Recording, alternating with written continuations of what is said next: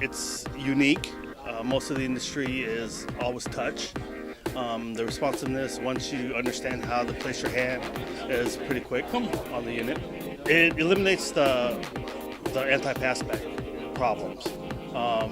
Missing people handing off key fobs or key codes to each other, where the person is the actual token or the key, where you can't change somebody's face, someone's iris, where you can't pass it on to somebody else. So I think it will be very secure, especially for higher level like database vaults and things like that. I've not been exposed to this type of technology in recent years, so to me, I'm absorbing as much as I can.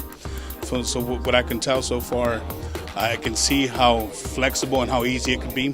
So knowing our industry, knowing what I know, I have 30 years experience in the CCTV side, the user friendliness is key.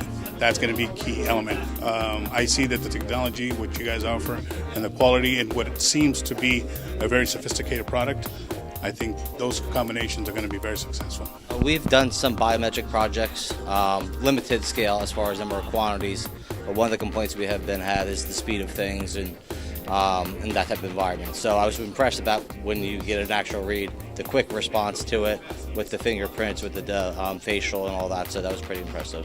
So, well, obviously, from a biometric standpoint to a card format, that would be the biggest difference. Biometrics are more secure, and then traditional cards and a lot of hospitals are still using MagStripe because card cost is low. School environments, they usually tend to go with a traditional 125 kilohertz prox card.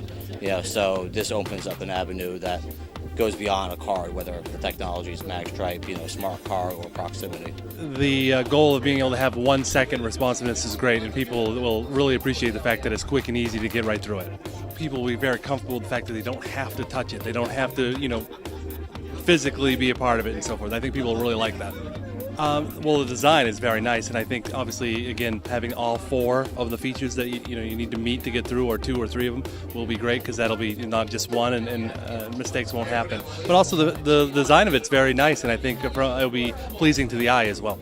Certainly, biometrics is the hottest topic going on in the industry. We get asked about it every day, and I certainly think this product here, again, having all 4 and having the options to do it, will be something that people will find very interesting. The first thing that caught my attention was that it takes more than one criteria to identify, and that's unusual to me. And I like the speed. Obviously, that's very important.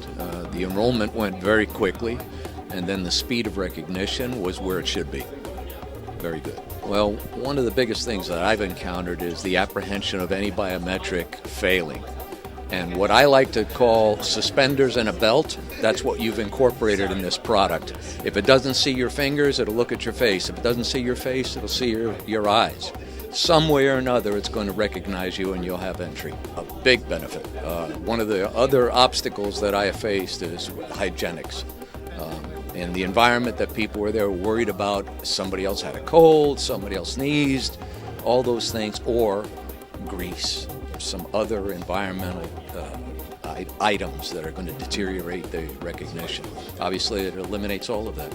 In general, it's going to be, number one, accepted because of all the things we just talked about, the criteria of multiple recognition. And that's, everybody on a campus is worried about security nowadays. There's all kinds of things going on that we don't want going on. People that are gaining entry that shouldn't gain entry.